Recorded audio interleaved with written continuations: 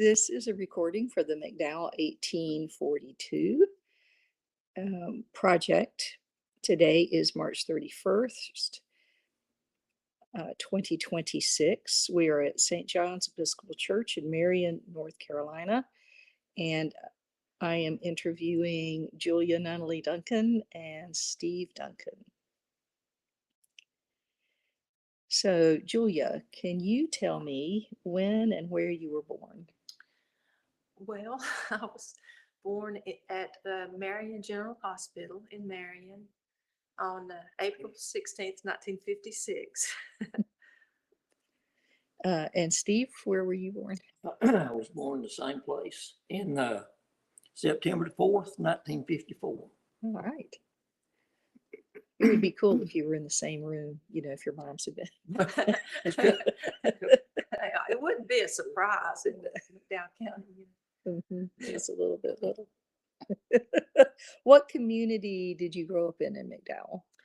I grew up, I'm not really sure what the community would be called. It's near the Garden Creek area.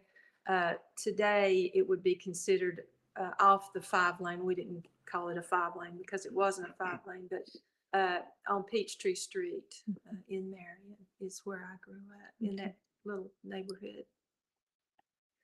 The Paxton Creek Road, Mhm. there in Pleasant Gardens Okay. area. How did you meet?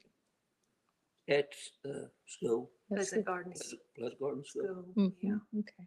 So, what were your parents' names, and did you have any siblings? My father's name was Otto Nunnally, and my mother was Madeline Nunnally. That's the way her family pronounced her name. And I have had two brothers, older brothers, Butch Nunnally, or Donald, who passed away in 2020, and Steve Nunnally, who's still with us, thankfully. Yeah. My daddy's name was Charles Edward Duncan, and Mama was Carrie Burnett Duncan. She was one of the from Burnett's from in the Hankins area. Okay. Were all of your parents from this area? Yeah. My mother's family, she was a Davis, and they went back in the area, McDowell County and Rutherford, for generations and generations. But my father's family were from Newcomb, Tennessee, and they came to Western North Carolina, I'm thinking in the late 1920s. So he was, a lot of his boyhood was here in McDowell County. So, but they're actually from my Nunnally kin are more from East Tennessee. Thank you. So, what did you do for fun growing up? Well, I'll start. Okay. Well, we played in their yards, and I had a horse when I was about 10 years old, and I spent a lot of time with Thunder, riding him and playing with my dog Laddie, running around the house, and we played in surrounding pastures and walked through the woods, and I played with my troll dolls and read a lot because I thought that was fun, and just played with friends on the street. It was a very safe street. We played out in the street. We played dodgeball in the street and did stuff like that. So there were a lot of children, dogs, animals around when I was growing up. So what did you do? Well, where I lived, there wasn't a lot of kids. In fact, I was about the only one. And I'd go and help my granddaddy in the mornings. He worked the second shift at Marion Manufacturing. So before I started to school, I'd always go down and help him in his garden.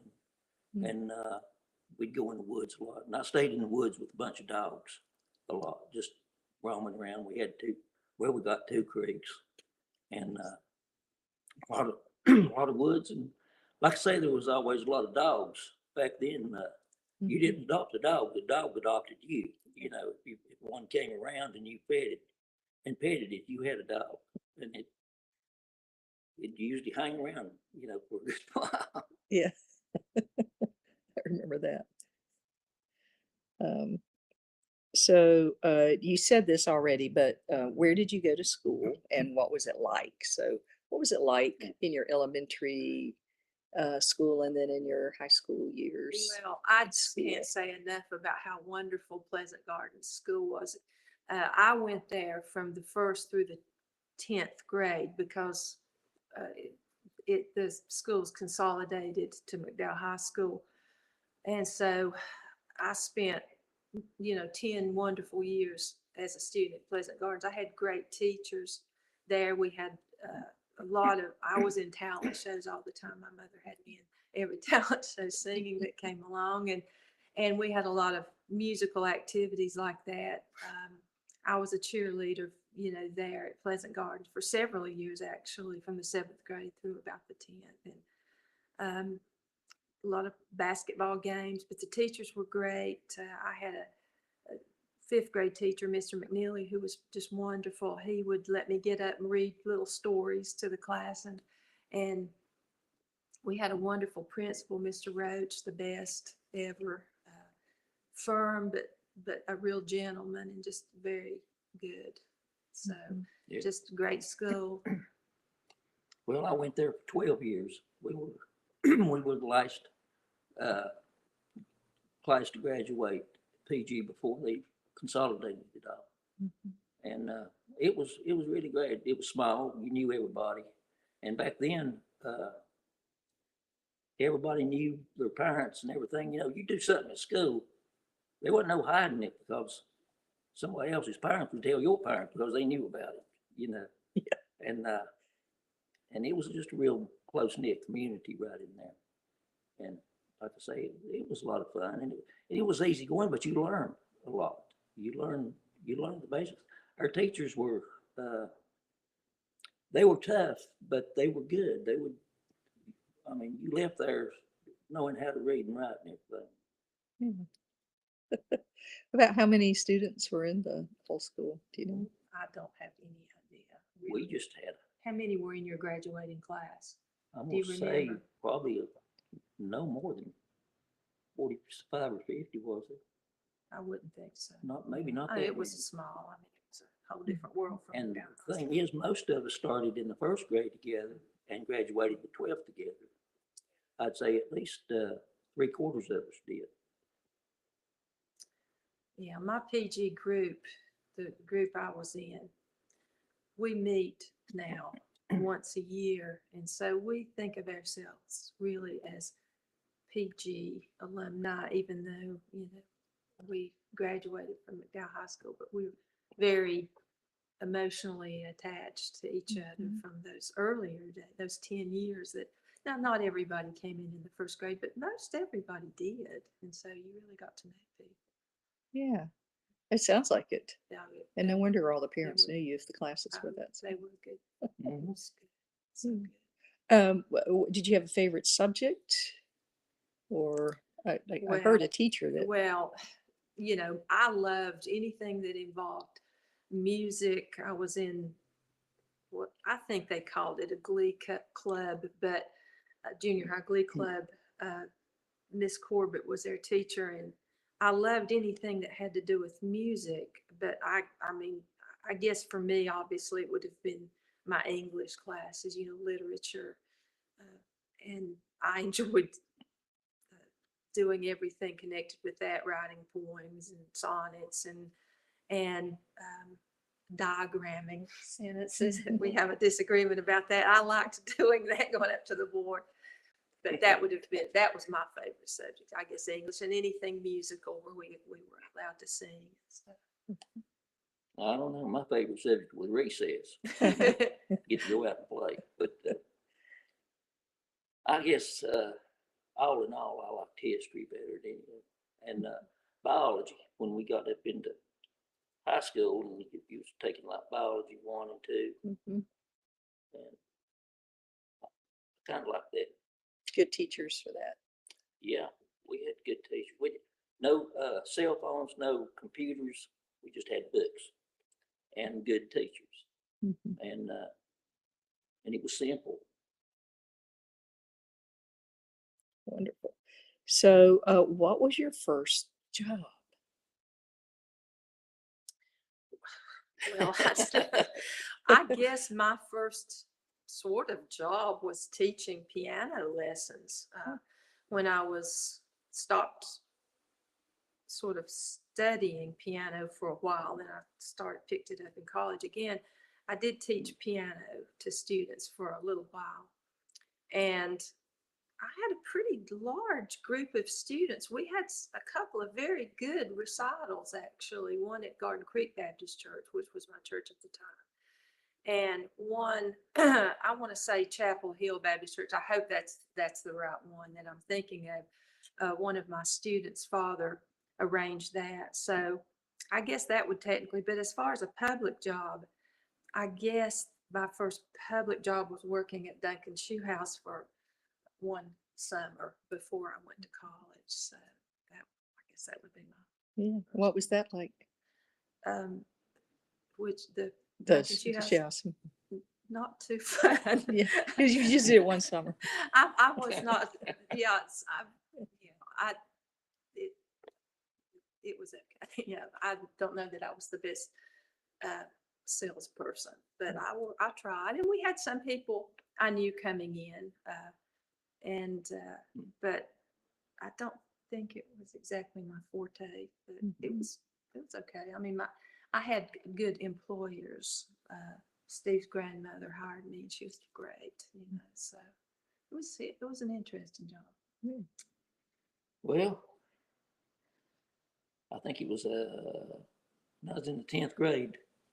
I worked at the Garden City Shell Station at the end of Buck Creek Road. It was for Herman York. He was the one that ran the service station. And I'd worked there before school. Mama dropped me off on her way to work. And then Herman would just take me to school that morning when it's time to go in his truck, because the station was at the end of Buck Creek Road, which wasn't but about half a mile from the school. And then in the evening, I'd hitch me a ride back down there and work until we closed. But I'd pump gas, and on the weekends I'd change oil in cars. That was back when you could work on cars. They wasn't, like working on a spaceship now. But and gas was 32 cents a gallon. Wow. So somebody could pull in there, and you'd go out and wash the windshield and look at their tires, ask them if you need to check under the hood and see if you had plenty of oil and stuff, and do all of that for 32 cents a gallon. And if there's a kid in the car, you'd pull out one of them old safety pop suckers and hand it to them and say, "Happy motoring," Now you got to pull up and wait for them to turn the pumps on, go in there and pay, and then pump the gas yourself. It's a different world. Mm-hmm. Changed a lot. Yeah. Oh, I love it. So you mentioned college, and or further education, and what did you all do for that? Well, I started out taking, it was called general education at McDowell Tech, and it was a program that had just started in around 1976 through Appalachian State University. So I was able to get 2 years of credits from Appalachian State University at McDowell Tech from 77 to 79. And then I went to Warren Wilson College from 79 to actually 84. I went through the undergraduate program in English/education, and then went into the MFA program for writers in 1982 to 1984. So that's my college education. Mm-hmm. And I might say that McDowell Tech, I have to endorse it because I also taught there for almost 40 years. And our daughter now works there. And it allowed people to get a college education at a time that I think was very limited for most people, especially people from the working classes. So it was just a wonderful opportunity, and I'm so grateful for it.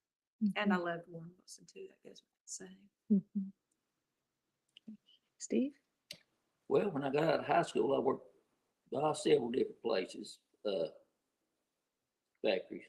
And I liked the furniture business the best, and I stayed in it for a long time. I spent most of my time at Ethan Allen Mhm. at Old Fort, and stayed there. And I stayed there until I started carving wood full time in 1987.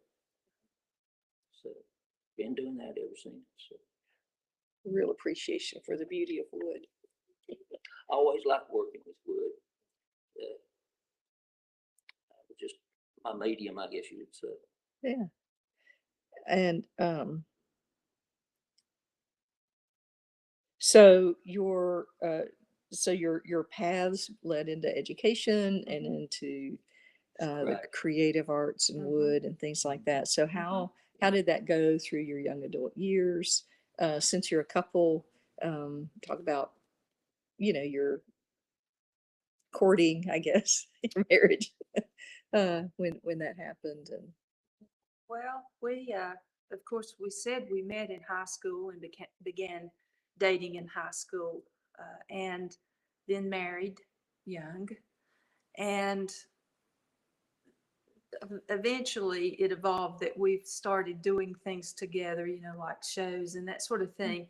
When I started writing professionally, it was about 2002 is when my first book was published. Then I started doing like book signings and things like that. And Steve had been doing the North Carolina State Fair for years and Florida State Fair. So he had been doing all that professionally and shows all over the place, really. And so we kind of evolved to start doing these things together because book signings and crafts, it kind of meshed a bit. But as far as earlier, I don't really know how to answer that. I'm not really sure. yeah, that's You okay. know, we just And so you've elected, both of you, to stay in McDowell County. And what caused you to stay here? What about the county and the people? Um, well, it was family. I mean, I Mhm. think, I have to say, I don't know. One time Steve had an opportunity to get some sort of promotion and move to Vermont. And I had just gotten my full-time position at McDowell Tech as an English instructor, which was no small accomplishment because those jobs don't come around until someone retires or dies. I mean, and so I just secured that. And our family was in McDowell County. We've never really been the type to wander off too far. It's just not us, and that, so, Yeah. family and home, we had a home, Mhm. at that point that we had built and everything. I always liked just where we lived. I mean, I've been other places. I mean, like it's fun to go to the beach and out the North Carolina coast. We try to go out there, and it's fun to go out to different places. But I'm always ready to come back home. So I feel like I've got about everything I need around there. And like she said, family. Our roots are pretty deep. in Our that. family We've was, I guess it comes from our Scotch-Irish heritage that were kind of family knit clannish type. I mean, like where I grew up, my granddaddy lived just not far at all, just down the road. And my great granddaddy owned most of, well, him and the Biddicks. Biddicks owned pretty much all of Paxton Creek Road Mm. and all of the ridges and the pastures and everything that went with it. And so when he divided his land up, my granddaddy and his brothers and all inherited parts of the land, and then my daddy did, and he built a house there. So my granddaddy and all of his brothers and his family, Mhm. and then me and my family, we've always stayed right there in the holler. I love that. It's funny because during the Helene, the flood, Richie Beddix, who lives right below me, was there, and we were talking about our great granddaddies were up there during the flood of 1916 and survived that and lived through it. And I said, now here we are, their great grandsons, standing here, we're looking after this flood. So, Oh, wow. Were there any family stories that came down about the 1916 flood? I She- have one, hers, yeah. Yeah. My great grandfather, now I think some of this might have been, it could have been in McDowell County. I'm not really sure about that. It could have been McDowell, it could have been Rutherford, but anyway, my great grandfather, I guess he would be Bruce Grant, his home was washed away in the flood of 1916. And his granddaughter, Ruth Grant, perished in that. And so I've heard that story all my life. My grandparents, who were my mother's father and mother, Hostin and Hesse Davis, their farm and home were washed away during the 1916 flood.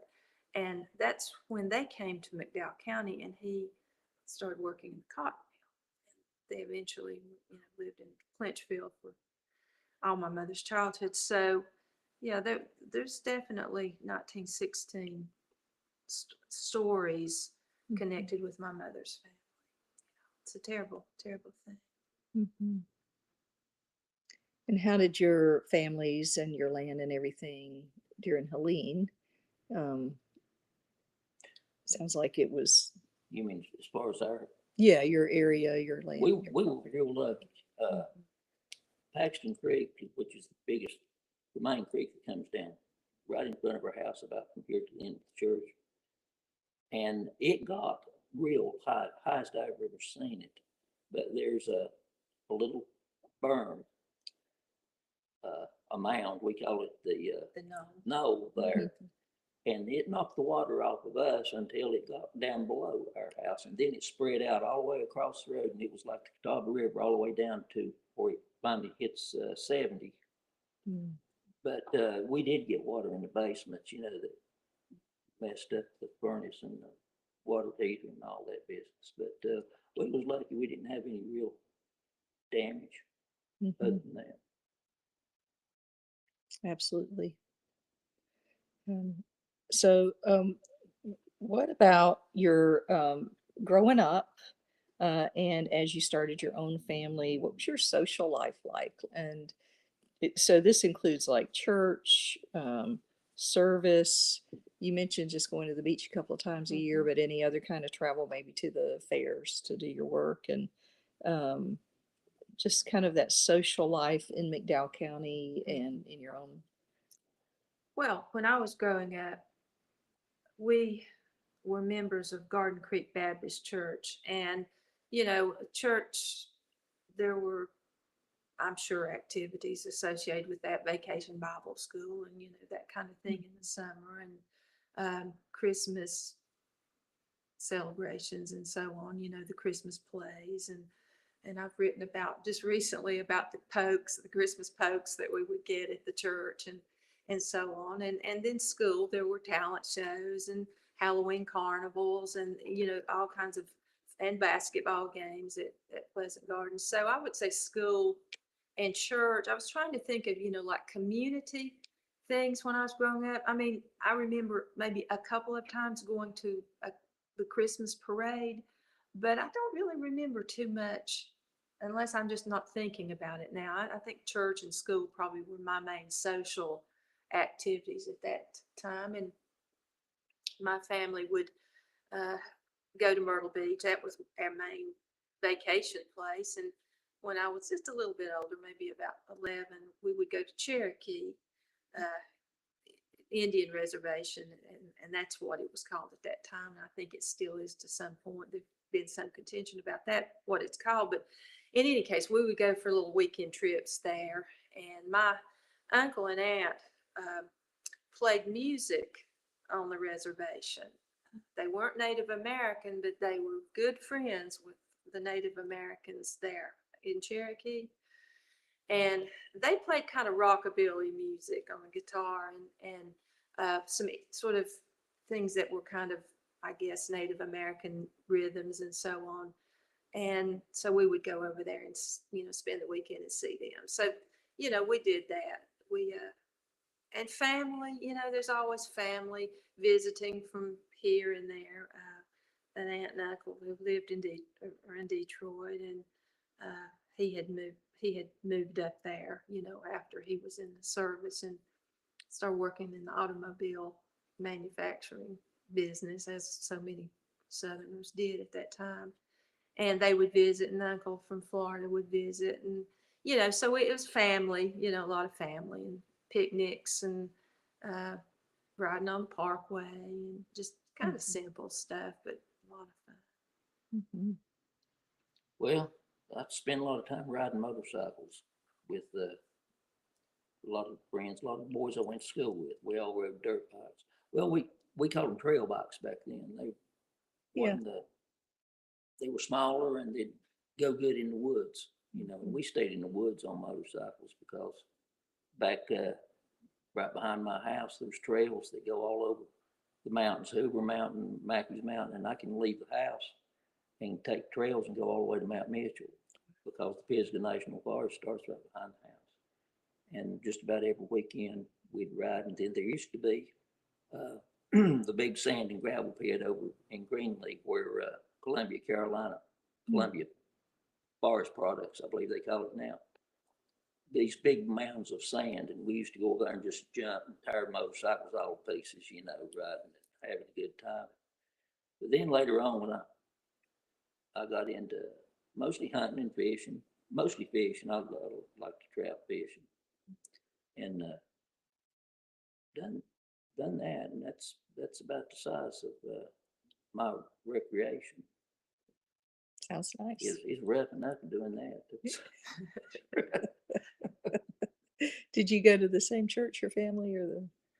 We went to Greenlee Baptist Church mostly, and then my mother, being originally from Hankins, we would go to Hankins Baptist Church a lot of times. And then when Joey and I got married, we went to Garden Creek Baptist Church because that was her church.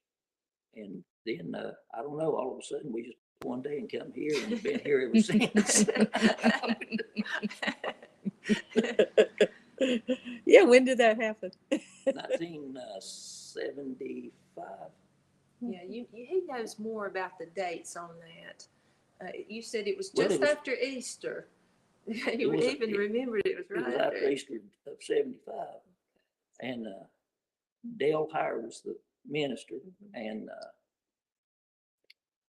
I remember we hadn't been here long before we celebrated the 1776. That's how I remember it. It was a celebration of the Yeah. centennial of some sort. 1776, was that that was the 200? That was the big. The 200. That was Yeah. Yeah, of course. And this project, 1842, was when McDowell County was, but it's funded by America 250, so it's part of that. Well, we both got family that goes back before, right to the Revolutionary War. We do, And through my mother's family. So- Absolutely. Which could be a daughter of the revolution. What do they call it? The daughters of the daughters of the American Revolution. Revolution. I'm not, but I'm a son of all of them. You name them. My great, let's see, how many was it? 5? great grandfather.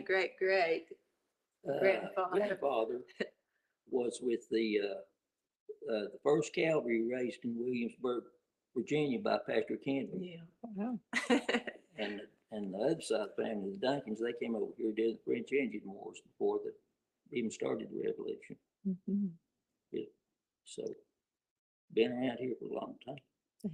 And so they came over before that and they settled in this area. I think they run them out of Scotland. Oh, yeah. They told them to go fight the Indians in the New World. So long history in this area. Yeah. So how have you seen it change? How have you seen Well, McDowell County and this area? What changes have you seen? the Yeah. landscape as much as anything. I was Yeah. thinking about Morgan Strait. I grew up very close to within walking distance of what we called Morgan Strait, which is now where Food Line and Lowe's and all that stretch was cornfields. In fact, my Mm. father worked for Fate Morgan when he was a young boy in the cornfields, in Fate Morgan's cornfields. And so it was just much more agricultural when I was growing up, a much more rural. Even the street where I grew up was, pastures and gardens, and it's much more pristine and, clear now. My brother and I still own our family home, and it's just very different as far as the landscape. I can drive to Walmart now and be a little lost for a moment because it's changing. It seems like it's changing continuously, things being cleared and new things. So I think the landscape, the 5 lane, we could walk comfortably from Peachtree Street over across the highway, no problem, over to my grandmother's house on Garden Creek Road. Children would just always walk from the bus stop at the end of Peachtree Street over to a store. It was Griff Huskins' store, and my mother's uncle had a little produce stand on the Peachtree Street side. His name is Charlie Ledford, and children could walk through the woods and across the road. And so I think the landscape has changed to me, and downtown to me, I don't go downtown very much unless I'm going to Maca or something to visit or something, or for Mount Glory. But the town, when I was growing up, was a thriving downtown with department stores, furniture stores, shoe stores, clothing stores, music stores, bookstore, the whole thing. And now it's all the strip malls and the Walmart, all that stuff. The strip malls, like the Cresses/Roses, the first one I remember came in when I was about maybe 14 or something. But during my childhood in the 60s, it was downtown. Mm-hmm. And if you needed to shop, you went downtown or to Asheville, to buy clothes. So that's the landscape in the town, and it's the main thing I know. It definitely be the landscape and the population and just a whole lot more people here More than there people, more was. traffic. And where there used to be cornfields and pastures, there's housing developments. And used to, you could take off and just go anywhere you wanted to. Now there's private land here and there.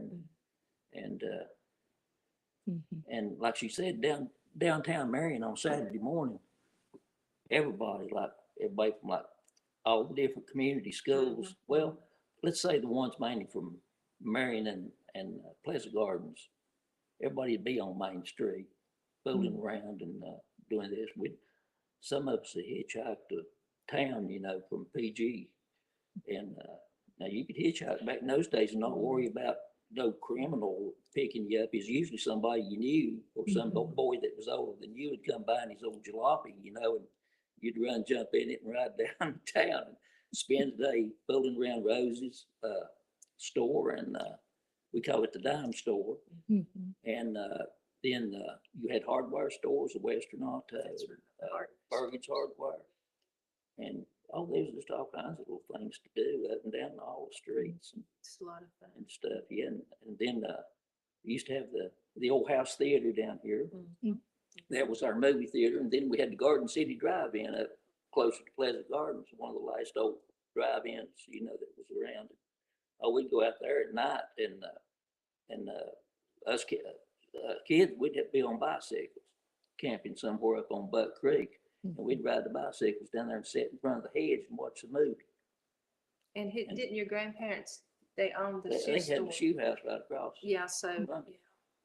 Sometimes we'd go up there and sit in that yard and watch Oh, nice. movies. It's just a whole different It's been a lot of change in a fast. Oh, Yeah, I wow. think Okay. maybe McDowell County in some ways was sort of like a little behind the times too. It's almost like more like American Graffiti or something, at least in some Yeah. respects, the Yeah, drive-ins. in and the late sixties, was more like the late, Yeah, I 50s. think so. you know, Mm. the way it was. Hmm. And it's kind of like, it was actually sort of like Mayberry on Very Andy Griffith much. show. It really was, and I'm not joking, I say that, but it's the truth. It really was. It's You didn't hear very about much. crime, you didn't hear about drugs. Oh, Hmm. They would show us films about drugs, but we thought, oh, that's in California, New York, places. Ain't nothing around here. Yeah. The worst thing you could get into around here was white liquor, if somebody made some. That's pretty good. So was there, in all of that, was there anybody in McDowell County that, in your childhood or young adult, or even your, adult family time, that you looked up to, or that had a big influence on you, who you became?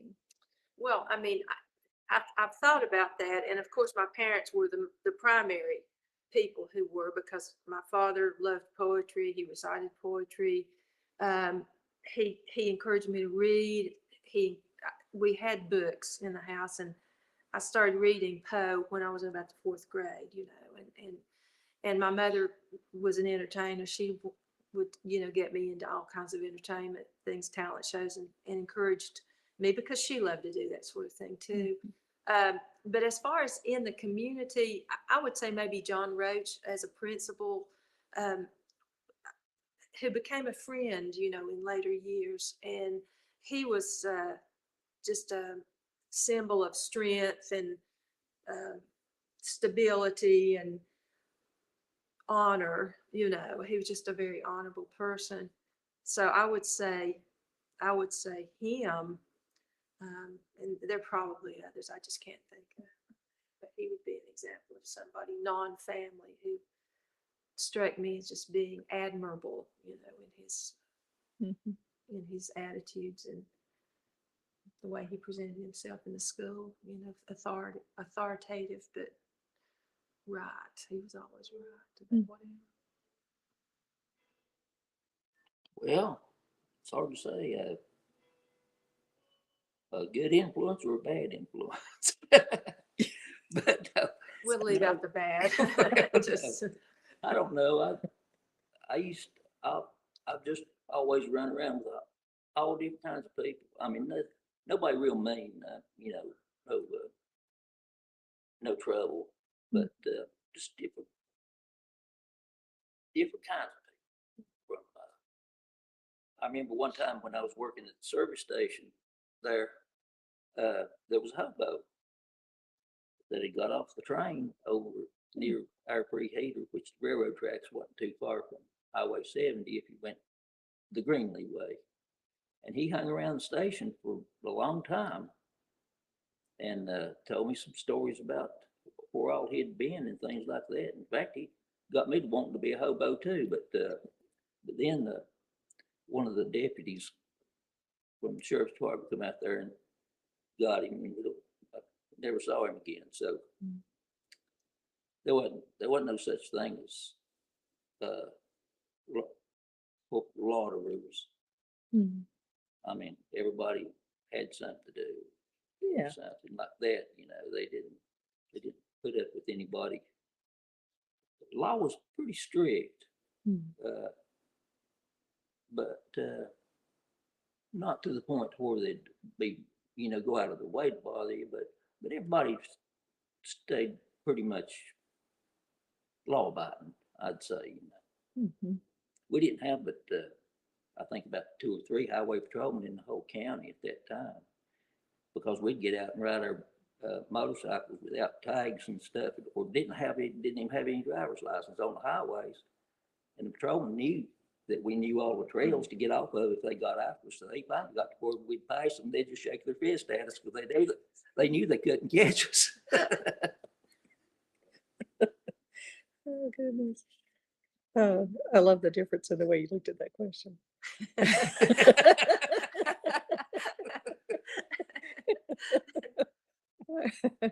So, what would you want future generations to know about McDowell County?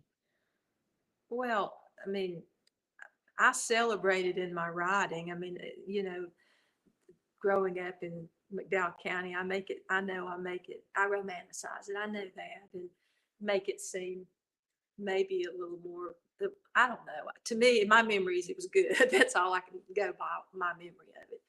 Um, it has been a good place to live. I hope it will continue to be because we plan to live in McDowell County, but it has been uh, as good a place as I can imagine living. I mean, our families made good livings in McDowell County. Uh, I think we lived comfortable lives. I mean, we were pretty much working / middle class, but we were happy and hardworking people. Our families were hardworking, industrious people.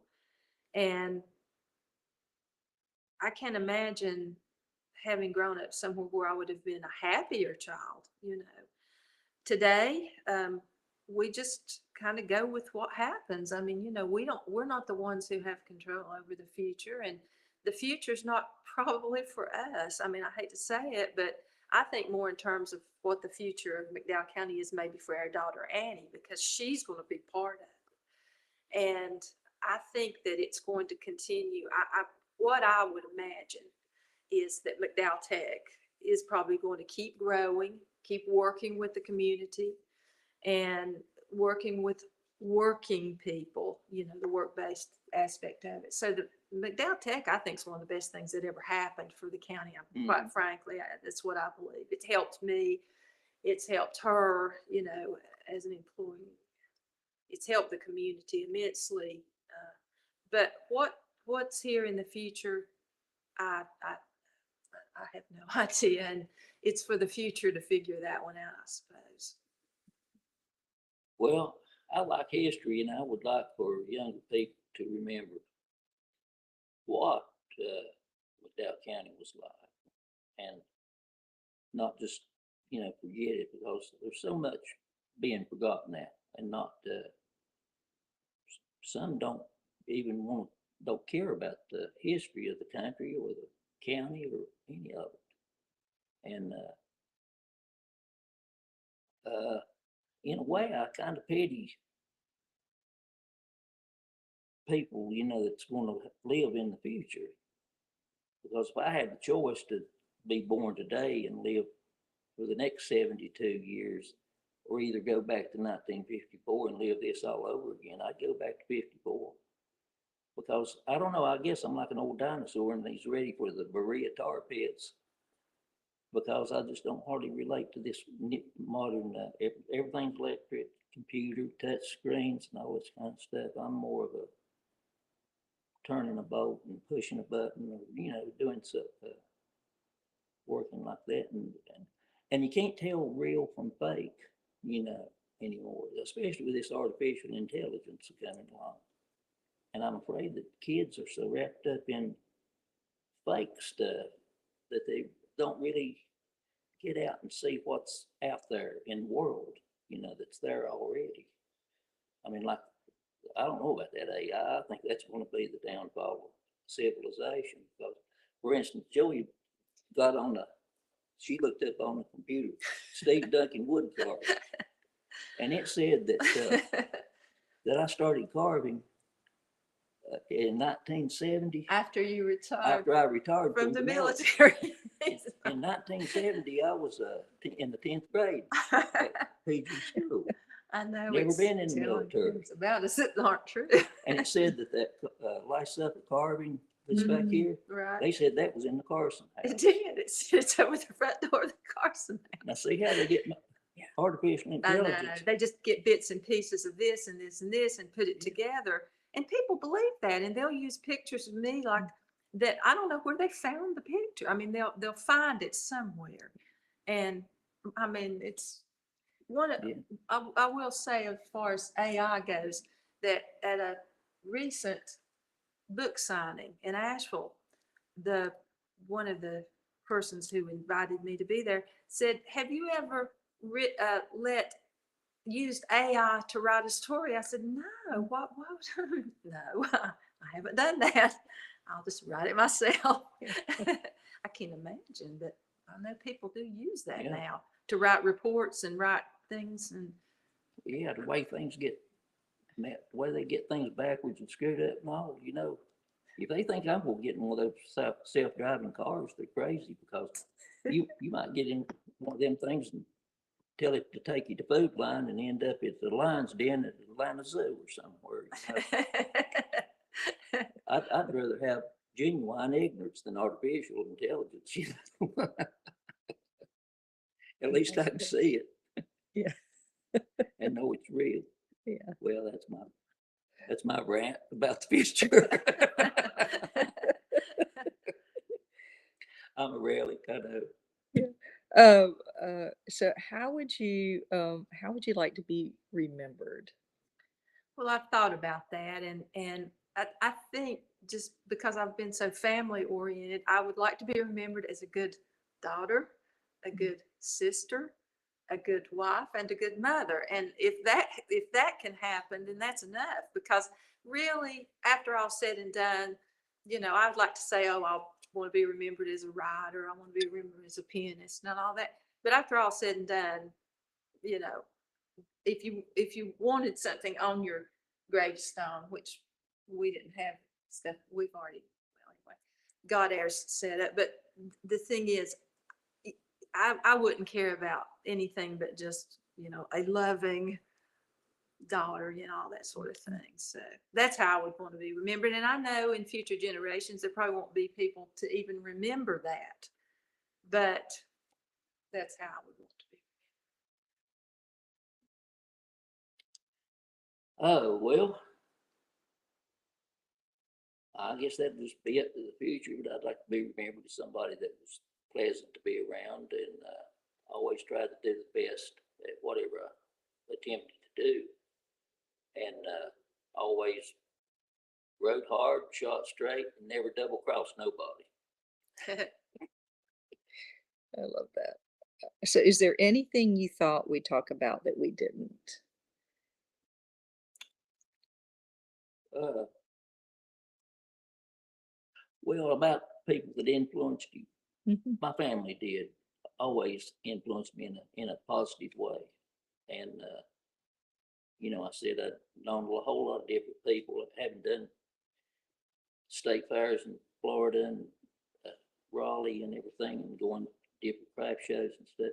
I've seen all kinds of people, been around. Some of my friends were craftsmen from over in Cherokee, and those Indians, I actually learned a whole lot from them about things, and just I've been around a pretty diverse groups of people when you're out dealing with the public and other craftsmen too. So I've had an interesting life since I started that in '87. So it all accumulates into just whatever who you are and what you'll be as long as you're here. I think, the way you've been exposed to all these different people, like you just said, that's the way it was as I was a teacher for many years. Most of my students were from McDowell County, but then I started seeing, people who were coming in from different places. And so you do see so many people and have so many conversations and so on. So that, being an educator has probably been, I didn't say very much about that on this, but it was a big part of my life and for almost 40 years. And it was a very important part of my life. So, I hope I did well on that. And I'll still occasionally see a student who will remember me. And fewer now than before.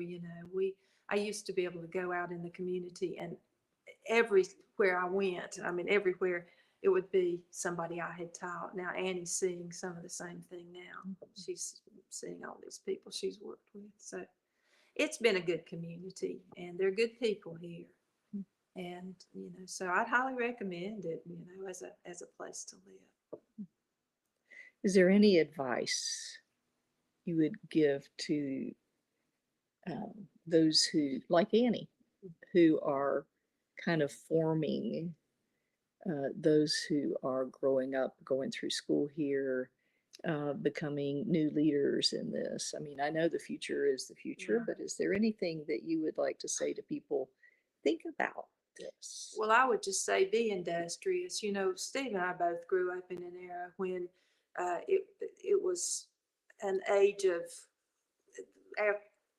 his grandfather and my father and uncles were all, in the depression. My mother grew up in the Depression, the Great Depression. So we're of a different generation. We saw where we were part of families that had known deprivation and had known hardship, and they were so industrious, and my mother always worked, my father always worked, Steve's parents were the same, and grandparents. And so I would just say be industrious, try to be self-sufficient, and learn, and don't block out the wisdom of older people.